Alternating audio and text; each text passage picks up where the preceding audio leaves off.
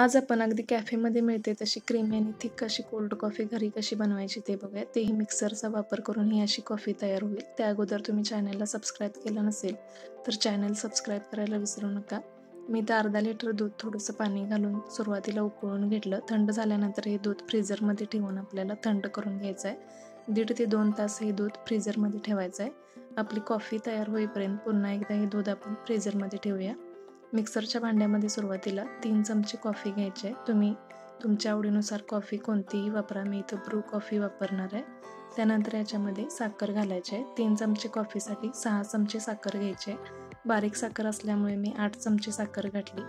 मोठी साखर असेल तर 6 चमचे साखर घ्या. म्हणजे 1 चमचा कॉफीसाठी 2 चमचे साखर असं प्रमाण घ्यायचं आहे. त्यानंतर ही कॉफी आणि साखर सुरुवातीला आपल्याला कोरडी बारीक करून घ्यायची आहे. याची पावडर तयार झाल्यानंतर याच्यामध्ये सुरुवातीला 3 बर्फाचे तुकडे घालायचे आहेत आणि मिक्सर चालू बंद करत व्यवस्थित असे मिश्रण बारीक करून घ्यायचं आहे. मिक्सर फक्त आपल्याला 15 ते 20 सेकंदासाठी चालू करायचं आहे, पुन्हा बंद करायचं आहे. जर आपण मिक्सर एकसारखा चालू ठेवला तर मिक्सरचं भांडं गरम होईल आणि आपल्याला पाहिजे तशी कॉफी मिळणार नाही. त्यासाठी मिक्सर एकसारखा चालू ठेवायचं नाही. थोड्या वेळानंतर ही अशी कॉफी तयार होईल. त्यानंतर आपल्याला याच्यामध्ये अजून एक बर्फाचा तुकडा घालायचा आहे आणि पुन्हा मिक्सर चालू बंद करत व्यवस्थित अशी कॉफी बारीक करून घ्यायची आहे. अगदी क्रीमी अशी कॉफी तयार होण्यासाठी जवळपास 7 ते 8 मिनटं लागतील.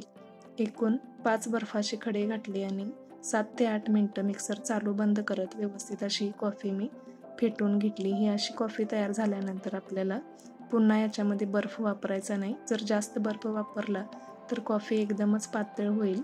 जर ही कॉफी शिल्लक राहिली तर एका हवाबंद डब्यामध्ये भरून ठेवली तरी अगदी 10 ते 15 दिवस फ्रीजरमध्ये राहील. आता आपण याच्यापासून कॉफी बनवूया.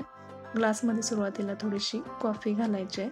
मिक्सरच्या भांड्यामध्ये थोडंसं दूध घालून फिरवून घेतलं. हे दूध आपण याच्यामध्ये घालूया म्हणजे मिक्सरच्या भांड्यामधली कॉफी देखील वाया जाणार नाही. त्यानंतर फ्रीजरमध्ये ठेवून पूर्ण थंड करून घेतलेलं दूध याच्यामध्ये घालायचं आहे. बरेच जण याच्यामध्ये बर्फाचा वापर करतात, पण बर्फ वापरला तर ही कॉफी अजून पातळ होईल. त्यामुळे दूधच चांगलं थंड करून घ्या.